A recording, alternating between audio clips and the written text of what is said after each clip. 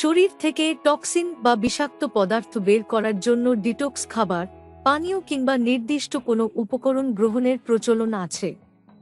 ধারণা করা হয় নির্দিষ্ট ধরনের এসব উপাদান শরীরকে বিষমুক্ত করে উজ্জীবিত করে তোলে। এমন নির্দেশনাও দেওয়া হয় যাতে বিশেষ কিছু লক্ষণ দেখা দিলে অবশ্যই শরীরকে ডিটক্স করার উদ্যোগ গ্রহণ করা হয়। আপনিও কি এমন লক্ষণ দেখা দিলে ডিটক্স উপাদান গ্রহণ করেন?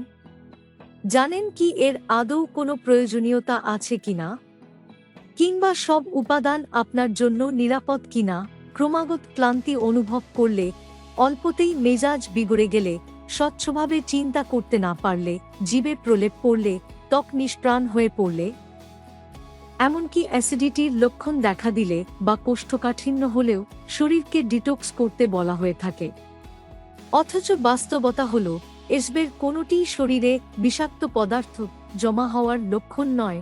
আমাদের দেহের জন্য ক্ষতিকর পদার্থ বের করে দেওয়ার মূল কাজটি করে লিভার এবং কিডনি।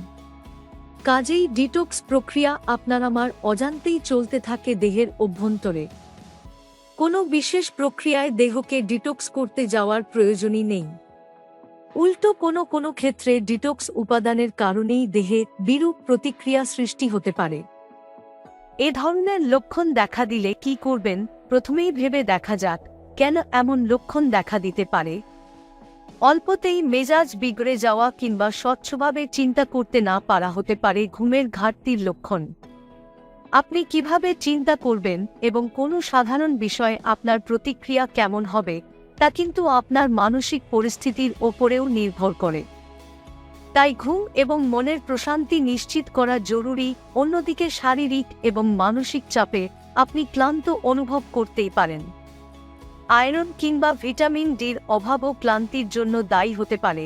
তারপর ধরুন জিভে প্রলেপ পড়ার বিষয়টি। পানিশূন্যতা সহ নানা রোগবালাইয়ের ক্ষেত্রেই কিন্তু জিভে সাদা প্রলেপ পড়তে দেখা যায়। তাই খেয়াল রাখুন রোজ আপনার পানির চাহিদা সঠিকভাবে পূরণ হচ্ছে কিনা। ত্বক প্রাণবন্ত রাখতে আপনাকে পুষ্টিকর খাবার খেতে হবে, পানি খেতে হবে, ত্বকের টুকটাক যত্ন করতে হবে। অ্যাসিডিটি আর কোষ্ঠকাঠিন্য মূলত হয়ে থাকে খাদ্যাভ্যাসের জন্য, সেদিকেও খেয়াল রাখুন। ডিটক্স করতে চাইলে কি করবেন?